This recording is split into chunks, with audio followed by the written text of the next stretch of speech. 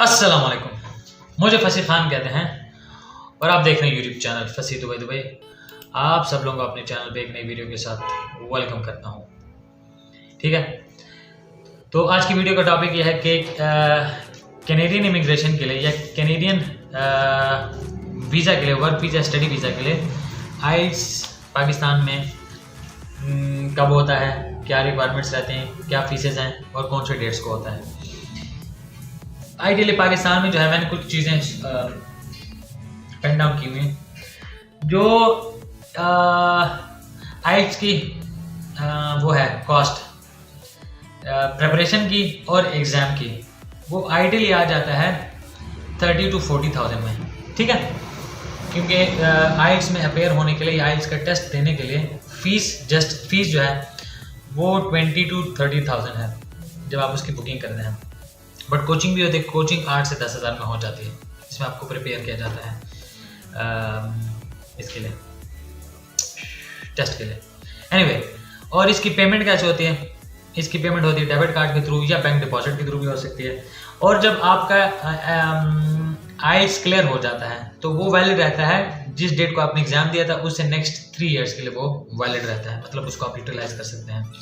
फिर क्या है, फिर जो आइल्स के मतलब ऑफिशियल गवर्निंग बॉडीज़ हैं, उन्होंने ग्लोबली मतलब एक सेट किया हुआ है एक लॉ कि ए 1 ईयर में 48 डेज में टेस्ट हो सकते हैं। मतलब आउट ऑफ 365 डेज में ईयरली 48 डेज में ये टेस्ट होते हैं। मतलब 48 डेज में से आपने देना है। अच्छा, क्राइटेरिया क्या है? आपकी एज जो है वो 16 ईयर्स प्लस होनी चाहिए और आपके पास वैलिड पासपोर्ट होना चाहिए। और फिर आते हैं कि आइल्स किन कंट्रीज़ के लिए रहता है।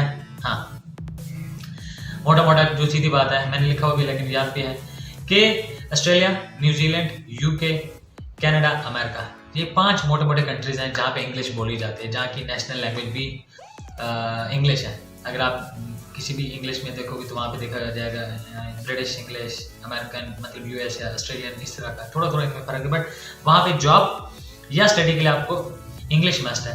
एक्सेप्शनल केसेस ये हैं कि वहाँ पे कोई मतलब ऑर्गेनाइजेशन की रिक्वायरमेंट ही नहीं है आइल्स की, तो वहाँ पे आपको वर्क परमिट उस कंट्री में, मतलब अगर ऑस्ट्रेलिया में आप हैं और वो कंपनी ओन करता है कोई पाकिस्तानी, मतलब पाकिस्तानी मैं नहीं, पाकिस्तानी कोई, और उनके जो बाइंग सेलिंग वाला जो कॉन्सेप्ट है वो नॉन इंग्लिश से है, तो वहाँ पे आइल्स की रिक्वायरमेंट नहीं हो सकती और वहाँ पे आपको वर्क परमिट बगैर इंग्लिश, बगैर आइल्स के मिल सकता है। अदरवाइज इन कंट्रीज में स्टडी और वर्क परमिट के लिए आइल्स चाहिए होता है। ठीक हो गया। और फिर आइल्स का मैंने एक वो लिखा, बुलेट लिखा कि 140 कंट्रीज़ में आइल्स प्रिवेल करता है। मतलब इन 140 कंट्रीज़ में से जो मैंने 5 बता दी, इसके अलावा बाकी कंट्रीज़ में भी स्टडी के लिए या वर्क परमिट्स के लिए आपका आइल्स सही होता है। अब आप सोच रहे होंगे कि जब नेशनल लैंग्वेज ही नहीं है किसी कंट्री की, तो वहाँ पे आइल्स क्यों चाहिए होता होगा? वहाँ पे कोई ब्रिटिश कंपनी हो सकती है, कोई ऑस्ट्रेलियन कंपनी हो सकती है, या कोई ब्रिटिश यूनिवर्सिटी हो सकती है, ऑस्ट्रेलियन यूनिवर्सिटी हो सकती है, वहाँ की रिक्वायरमेंट हो सकती है। तो वो मतलब दुनिया में 140 कंट्रीज़ में इन 5 कंट्रीज़ का मोटा मोटा होल्ड चलता है। ऐसे हम बात कर सकते हैं कि यहाँ इनकी कंपनीज या इनके यूनिवर्सिटीज़ हैं, तभी वो 140 कंट्रीज़ में आइल्स चलता है। उसके बाद आते हैं कि इसकी कोर्स की प्रिपरेशन आइडियली 3 to 6 वीक्स में होती है। ठीक है, प्राइवेट कोचिंग सेंटर्स भी होते हैं, जैसे हर दूसरे बंदे ने लगाया होता है कि हम कोचिंग की प्रिपरेशन कराते हैं, मतलब आइल्स की प्रिपरेशन कराते हैं, भले उसको खुद इंग्लिश का नो हाउ नहीं होता, कुछ भी नहीं पता होता, मतलब वो बोल भी नहीं सकता। तो मैं ऐसे लोगों को जानता हूँ, उस वजह से मैं कह रहा हूँ। ठीक है, तो बट उन्होंने कोचिंग सेंटर्स खोले होते हैं, लेकिन आप कोचिंग अपना खुद देख सकते हो, ऑनलाइन भी कर सकते हो। ऑनलाइन मतलब कि आप खुद को खुद भी रेडी कर सकते हो, लेकिन बेटर इसके आप किसी एक्सपीरियंस बंदे से उसकी कोचिंग या उसकी क्लासेस ले लें। आइडियली पाकिस्तानी 8 से 10,000 का खर्चा आएगा और 3 to 6 वीक का वो कोर्स रहता है। फिर इसके बैंड्स हैं, जो 9 बैंड है या बैंड 9 जो है वो एक्सपर्ट लेवल का होता है, मतलब उसकी रैंकिंग। 8 बैंड जो है वो वेरी गुड है, बैंड 7 जो है वो गुड है, और बैंड 6 जो है या 6 बैंड जो है वो कॉम्पिटेंट है। मतलब आपको एटलीस्ट 6 बैंड मतलब लेने चाहिए अगर आप जाना चाहते हैं इन कंट्रीज़ में से ऑस्ट्रेलिया, न्यूजीलैंड, यूके, कनाडा और अमेरिका स्टडीज़ या वर्क परमिट के लिए। ये आपको कॉम्पिटेंट बनाता है। फीसेस का स्ट्रक्चर मैंने बता दिया कि रैंडमली जो टेस्ट की फीस होती है, जो आपकी एग्जामिनेशन होती है, प्रिपरेशन जो कोचिंग सेंटर्स है उसका 8 to 10,000 डिपेंड करता है। 12,000 पे आपसे कोई ले सकता है, 13,000 15,000 भी ले सकता है, वो है आइडियली मतलब मैक्सिमम 20,000 से कोई आपसे ज़्यादा नहीं लेगा। और पाकिस्तान में जो इनके क्या बोल सकते हैं टेस्ट की कॉस्ट है वो डिफरेंट सिटीज़ का डिफरेंट रहता है, बट वो आइडियली 20 से 35,000 की रेंज में रहता है। और एक आइट्स जनरल रहता है और एक एकेडमिक रहता है। एकेडमिक आपकी जो स्टडीज़ रहते हैं जैसे पोस्ट ग्रेजुएट या डॉक्टर टाइप की, उसके लिए रहता है। और जनरल जो है वो आपकी अंडर ग्रेजुएट मतलब 12वीं पास के बाद जो आपकी स्टडीज़ रहते हैं, या 12वीं जमात के लिए जो आपकी स्टडीज़ रहते हैं, और वर्क परमिट्स के लिए वो आइट्स जनरल रहता है। और कनाडा के लिए जो वर्क परमिट्स इमिग्रेशन उसके लिए आइट्स जनरल ही चाहिए होता है। लास्ट बात ये रह जाती है कि डेट्स कौन से हैं, कब हम दे सकते हैं। उसके लिए बेस्ट ये है, पाकिस्तान में एक बहुत ऑथेंटिक ऑर्गेनाइजेशन है ब्रिटिश काउंसिल, वो आइट्स वगैरह का कॉन्टेक्ट कराता रहता है, उसके ब्रांचेस भी हैं। वो आप मैं वीडियो के डिस्क्रिप्शन में उस वेबसाइट का लिंक भी दे दूँगा, ठीक है। वहाँ भी आप जा सकते हैं। मोटा मोटा लाहौर, एबटाबाद, पेशावर, क्वेटा, कराची, इस्लामाबाद, एबटाबाद, इनमें इनके सेंटर्स हैं। तो आप आइडियली अभी जैसे जनवरी में भी चलेगा तो इनका चलता रहता है, वो आप देख सकते हैं। वो इतना मुश्किल है, मतलब मंथ में या 2 के बाद वो कोई ना कोई डेट आ ही जाती है। अगर आप मोटा मोटा देख लें कि 12 मंथ्स हैं, ठीक है, और अगर 48 डेट्स हैं एक साल में, 48 टाइम्स या 48 डेट्स में टेस्ट होता है, तो महीने में मतलब 3 या 4 डेट्स तो आ ही जाती होंगी, 4 आई थिंक आ जाती होंगी, यस 4, एक महीने में 4 डेट्स आ जाती होंगी।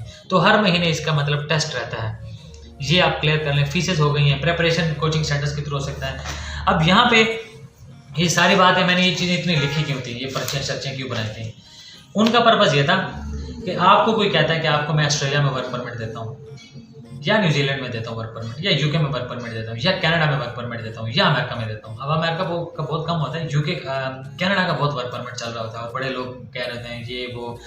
मेरी इतनी ज़्यादा स्टडी नहीं है कनाडा पे कि मैं उसके बारे में कुछ बोल सकूं या जजमेंटल हो सकूं, बट मोटा मोटा कहने का पर्पज़ ये है कि अगर कोई कंपनी मतलब नॉन इंग्लिश है, कोई कंपनी, जैसे मैंने बताया कि अगर कनाडा में आपकी कंपनी है, आप हिंदी स्पीकिंग हो, आपका कस्टमर बाइंग सेलिंग वाला जो है या बायर सेलर वो भी आपका नॉन ही इंग्लिश है, तो ही आप विदाउट आइट्स कोई परमिट ले सकते हो, या आपको कोई पिच कर सकता है कि विदाउट आइट्स कोई आइट्स नहीं चाहिए और आपको मैं वर्क परमिट दिलवा दूंगा।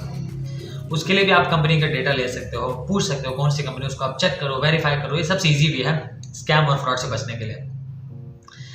अगर इसके अलावा कोई आपको कहता है कि विदाउट आइट्स मैं कनाडा में आपको वर्क परमिट दिलवा दूंगा और वो कंपनी नॉन इंग्लिश नहीं है, तो that is straight away 200% scam, fraud. ये सारी बात, इतनी लंबी चौड़ी चीज़ और इतना मुद्दा बताने का पर्पज़ एक्चुअली यही था कि आप इन चीज़ों को बड़ा थॉरली देखें और मोटा मोटा इससे बच सकते हैं। बाकी तो अब किसी कंट्री में मतलब जैसे मैं कहूँ कि यार आइल्स की रिक्वायरमेंट ही है और आइल्स के बगैर कोई कनाडा का वर्क परमिट नहीं लग सकता, ये बात गलत हो जाएगी और ये ना कोई कह सकता है, क्योंकि ऑफिशियल वेबसाइट्स पे भी ये चीज़ नहीं बताई गई। एक्सेप्शनल केसेस हर जगह पे और हर चीज़ में होते हैं, बट एक लॉ है जिसको सेट किया गया है वो इस तरीके से कि अगर कोई कंपनी मतलब पाकिस्तान बेस्ड है और उनका कोई ना कोई छोटा मोटा काम चलता है और वो उसके लिए इंग्लिश की रिक्वायरमेंट नहीं है, तो वो विदाउट आइल्स आपको परमिट्स ऑफर कर सकते हैं और आपको जॉब दे सकते हैं। अदरवाइज इन अदर केस वो स्ट्रेट अवे आपके साथ गलत बयानी की जा रही है। दूसरी बात, कनाडा में ऐसा होता नहीं कि आपको कोई कहे यार मैं आपको कंपनी का नाम नहीं बता सकता, कंपनी का नाम भी बता देगा तो आप कौन सा तीर मार लोगे। गल्फ वाला सीन तो है ना कि आप भी बात कर लोगे, मैं भी बात करूँगा, कोई और भी बात करेगा और उसको जॉब और वर्क परमिट्स वगैरह मिल जाएंगे। उधर की इमिग्रेशन बड़ी टफ होती है और उधर हर बंदा इस तरह का अप्रोच भी नहीं कर सकता। तो और ये वो होता है मतलब एग्रीमेंट भी होता है, इसमें इमिग्रेशन लॉयर वगैरह भी होते हैं। गल्फ वाला सीन नहीं होता कि बस कोई भी मुँह उठा के चला गया और टिकट कराया और या वर्क परमिट लिया और पहुँच गए उस कंपनी में या उस ऑर्गेनाइजेशन में।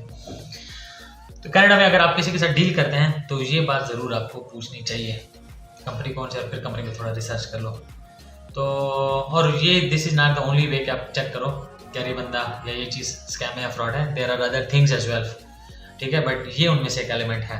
एनीवे, तो अगर आइट्स पे आप कोई और वीडियो देखना चाहते हैं, क्योंकि ये भी ऑलरेडी एक रिक्वेस्टेड वीडियो थी, तो उस पर आप नीचे कमेंट करें या मुझे व्हाट्सअप करें, आइल्स की फर्दर कोई भी डिटेल्स या कोई भी चीज़ चाहिए होगी उस पर मैं आगे आपको नेक्स्ट ब्लॉग में बता सकूँगा।